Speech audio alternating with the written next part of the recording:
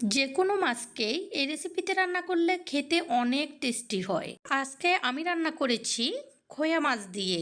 এই মাছটা অনেকেই অনেক নামে চিনে, কিন্তু আমরা খোয়া মাছই বলে থাকি। মাঝে মধ্যে মাছটাকে এরকম হালকা ঝোল করে খেতে ভীষণ মজা লাগে। তো ফ্রেন্ডস, আমি তৃপ্তি, আর তোমরা দেখছো তৃপ্তির রসুই ঘর। তাহলে চলো রান্নাটি এখনই শুরু করে দিই। আর রান্না করতে করতে সবগুলো উপকরণ দেখিয়ে দিব। প্রথমে চুলায় একটি কড়াই বসিয়ে দিব, আর কড়াইয়ে দিয়ে দিব পরিমাণ মতো সরিষার তেল। তোমরা চাইলে এখানে সয়াবিন তেলও দিতে পারো। এখন তেলটা ভালোভাবে গরম হয়ে গেলে একে একে মাছগুলোকে বসিয়ে দিব।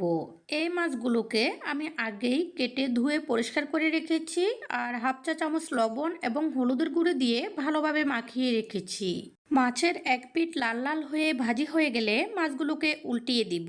এই মাছগুলোকে চুলার আগুন হাই ফ্লেমে রেখে লাল লাল করে ভাজতে হবে, না হলে এই মাছগুলো অতটা স্বাদ লাগে না।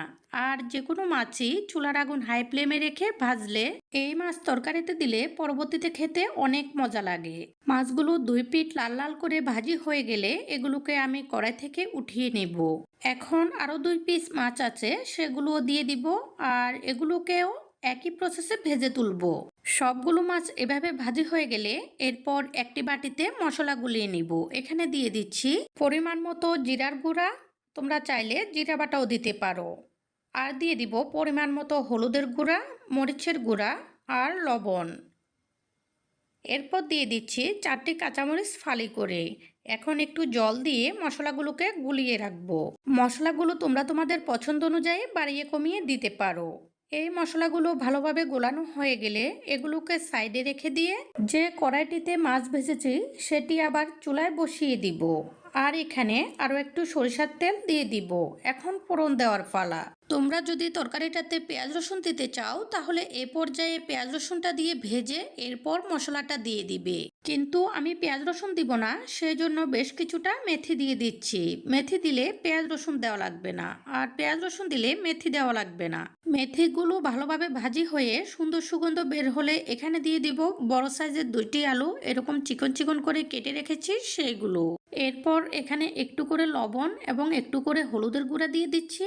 এখন এগুলোকে নেড়ে মিশিয়ে দিব, আর চুলার আগুন মিডিয়াম ফ্লেমে রেখে এগুলোকে ঢাকনা দিয়ে দিব। ঢাকনাটি কিছুক্ষণ পর পর তুলে তুলে এগুলোকে একটু নেড়ে দিব, আবার ঢাকনা দিয়ে দিব। এতে করে আলুগুলো খুব সুন্দরভাবে ভাজি হয়ে যাবে, আর ভেতরে কিছুটা নরম হয়ে যাবে। এভাবে কিছুক্ষণ ভাজার পর আলুগুলো যখন খুব সুন্দরভাবে ভাজি হয়ে যাবে, এ পর্যায়ে গুলিয়ে রাখা মশলাগুলো দিয়ে দিব। এখন এগুলোকে নেড়েচেড়ে একটু ভালোভাবে মিশিয়ে দিব। এগুলোকেও ঢাকনা দিয়ে দিয়ে কষাবো। মনে রাখতে হবে এই কষানোর উপরে তরকারির স্বাদটা অনেকটাই নির্ভর করে। এ পর্যায়ে আমি একটি রিকোয়েস্ট রাখি, তোমরা যারা আমার চ্যানেলে নতুন, ঘরোয়া সকল ধরনের রান্নার সহজ এবং সুস্বাদু রেসিপিটি পেতে আমার চ্যানেলটি সাবস্ক্রাইব করে রেখো। আর যারা আগে সাবস্ক্রাইব করে রেখেছো তাদেরকে অসংখ্য ধন্যবাদ। এভাবে কিছুক্ষণ কষানোর পর যখন তেলটা উপরে উঠে আসবে, এই পর্যায়ে দিয়ে দিব 2টি টমেটো এরকম লম্বা লম্বা করে কেটে রেখেছি সেইগুলো। এখন এই টমেটোগুলোকেও মশলার সাথে কিছুক্ষণ কষাবো। এতে করে টমেটোর যে কাঁচা গন্ধটা আছে সেটি চলে গিয়ে খুব সুন্দর সুগন্ধ বের হবে। এগুলোকে ভালোভাবে কষানো হয়ে গেলে ঝোলের জন্য পরিমাণ মতো জল দিয়ে দিব। এরপর চামচ দিয়ে এগুলোকে নেড়ে দিয়ে এখানে মাছগুলো একে একে বসিয়ে দিব। সবগুলো মাছ দেওয়া হয়ে গেলে এগুলোকে চামচ দিয়ে নেড়ে ঝোলের সমান করে দিব। এরপর ভালোভাবে ফুটে ওঠার জন্য অপেক্ষা করব। ভালোভাবে ফুটে উঠলে তরকারিটা ঢাকনা দিয়ে দিব, আর ঢাকনা দিয়ে চুলার আগুন মিডিয়াম আঁচে রেখে কিছুক্ষণ ফুটতে দিব। এরপর চুলার আগুনটি ডিম করে দিয়ে এভাবে 10 মিনিট মতো বসিয়ে রাখবো। এতে করে মাছ, আলু, টমেটোগুলো প্রয়োজন অনুযায়ী আরো একটু সেদ্ধ হয়ে যাবে। এরপর ঢাকনাটি তুলে নিব, আর উপরে কিছুটা ধনেপাতা ছড়িয়ে দিব। তোমরা তোমাদের পছন্দ অনুযায়ী ধনেপাতাটা দিতে পারো। এরপর চুলার আগুনটি বাড়িয়ে দিয়ে এগুলোকে নেড়ে ভালোভাবে মিশিয়ে দিব। মেশানো হয়ে গেলে একটু ফুটলেই চুলার আগুনটি নিভিয়ে দিব, আর গরম চুলার উপরে এভাবেই কিছুক্ষণ রেখে দিব। তরকারিটা কিছুটা ঠান্ডা হলে পরিবেশনের জন্য সম্পূর্ণ প্রস্তুত হবে। মাছের ঝোলের এই তরকারিটা খেতে কিন্তু ভীষণ মজার হয়। তোমরা অবশ্যই ট্রাই করে দেখবে। যদি পছন্দ হয়ে থাকে অবশ্যই লাইক, কমেন্ট এবং সাবস্ক্রাইব করে সাপোর্ট করবে নতুন নতুন রেসিপি উপহার পাওয়ার জন্য।